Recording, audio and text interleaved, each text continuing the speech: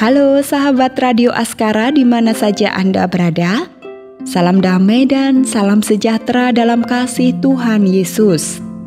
Saya Lina Puspitaningsih menjumpai Anda lagi di ruang yang sama dalam acara Kata dan Nada, mengurai makna, melukis rasa. Sahabat, mulai edisi hari ini dan beberapa edisi berikutnya, Kata dan Nada akan menyajikan satu pokok penting, yakni tentang doa Bapa kami yang diajarkan Tuhan Yesus kepada kita. Dan kita akan mulai dengan seruan pertama dalam doa ini, yang berbunyi, Bapa kami yang di surga. Oke, kita akan mendengarkan uraiannya yang akan disampaikan oleh pembimbing kita, Pendeta Freddy Makitan. Selamat menikmati.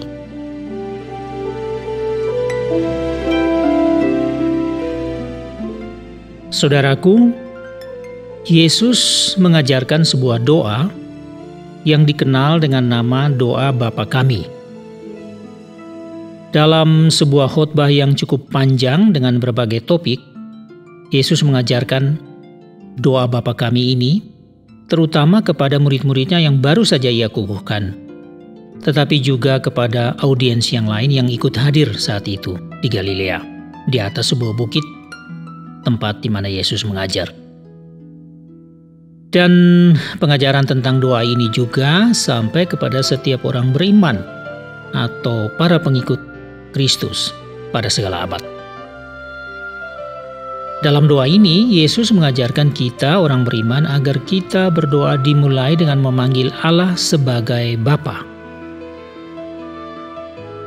Tuhan Yesus telah menjadikan kita sebagai milik Allah, dan Allah menjadi milik kita.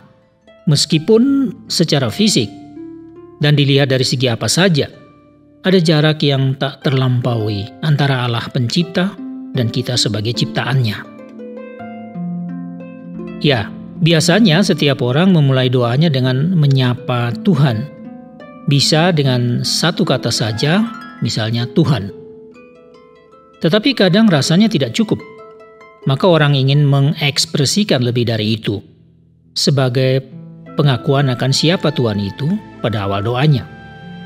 Misalnya, ya Tuhan. Ya Tuhan yang ada di dalam surga. Ya Tuhan dan Allahku. Ya Allah yang Maha Kuasa dan Maha Kasih. Ya Tuhan yang menciptakan langit dan bumi, dan lain-lain seruan atau panggilan atau sapaan kepada Tuhan dalam doa. Saudaraku, sebuah panggilan terhadap Tuhan memang dapat keluar begitu saja dari mulut seorang pendoa. Ini karena sudah menjadi kebiasaan dalam kehidupan orang beriman setiap kali ia memulai doanya.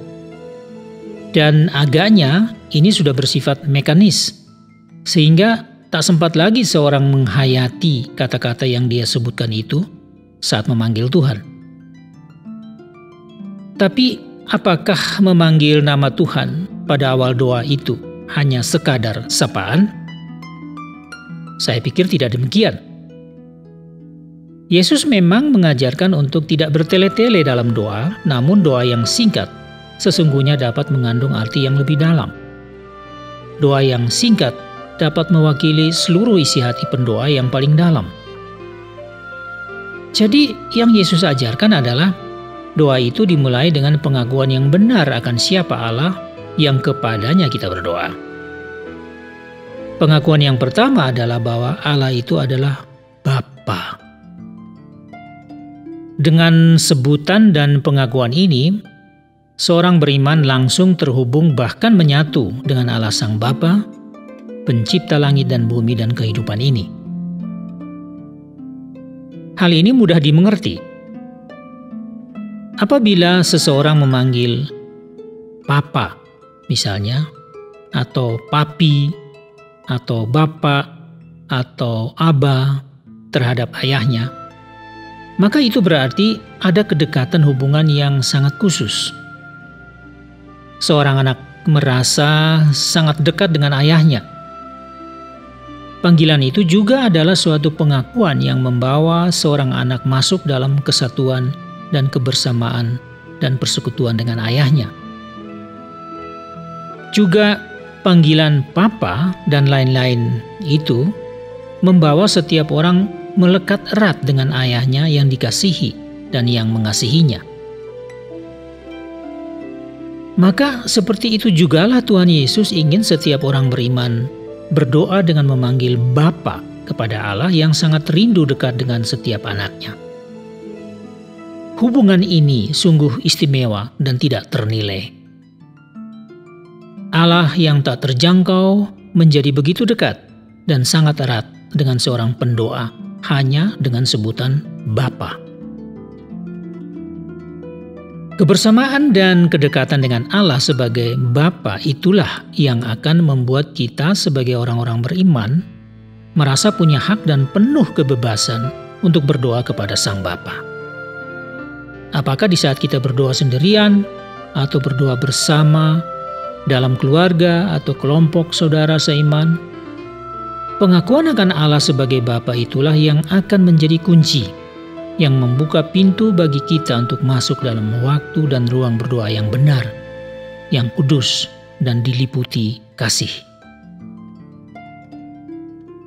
Meskipun Allah Bapa kita sedang berada di surga kediamannya yang tidak kelihatan, namun Sang Bapa yang penuh kasih itu sangat dekat dengan kita dalam doa kita. Begitu dekatnya hingga Sang Bapa benar-benar terasa hadir dan tinggal dalam hati kita, berada di dalam ruang dan waktu di mana kita berdoa. Allah Bapa pun tahu persis setiap detak jantung kita, mengerti bahkan merasakan isi hati kita. Allah Bapa memiliki simpati dan empati yang dalam terhadap kita, sehingga sekalipun bahasa atau kata-kata kita tidak sanggup sepenuhnya mengucapkan apa yang ada di dalam hati kita, tetapi Roh Kudus sendiri akan mengucapkannya untuk kita. Hal ini juga dijelaskan kemudian oleh Rasul Paulus dalam suratnya kepada orang-orang percaya yang berada di Roma. Jadi inilah pentingnya kata-kata pertama, Bapa kami yang di sorga, dalam doa Bapa kami yang diajarkan Tuhan Yesus. Ya, demikian itu tadi sebuah pencerahan buat kita berhubungan dengan doa Bapa kami yang diajarkan Tuhan Yesus. Kita bersyukur dan berterima kasih kepada Tuhan Yesus yang oleh karena pengorbanannya, kita manusia ini bisa menjadi begitu dekat dengan Allah Pencipta dan boleh memanggil Allah sebagai Bapa. Terpujilah Tuhan. Oke sahabat, waktu jugalah yang selalu memisahkan kita. Apa boleh buat? Kita harus mengakhiri pertemuan kita hari ini. Namun tentunya kita akan berjumpa lagi di ruang yang sama dalam acara Kata dan Nada. Sebuah lagu doa Bapa kami disampaikan oleh Regina Pangkarego akan mengantar kita kembali ke dalam kesibukan kita masing-masing. Terima kasih atas perhatian Anda. Dan Selina Puspitaningsih mohon diri. Have a good day in the love of the Lord. Bapa kami yang ada di surga, dimuliakanlah nama-Mu. Datanglah kerajaan-Mu, jadilah kehendak-Mu di atas bumi seperti di dalam surga. Berilah kami rejeki pada hari ini, dan ampunilah kesalahan kami, seperti kami pun mengampuni yang bersalah pada kami.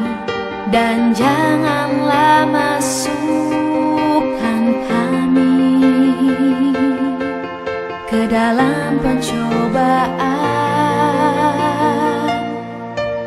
tapi bebaskanlah kami dari yang jahat.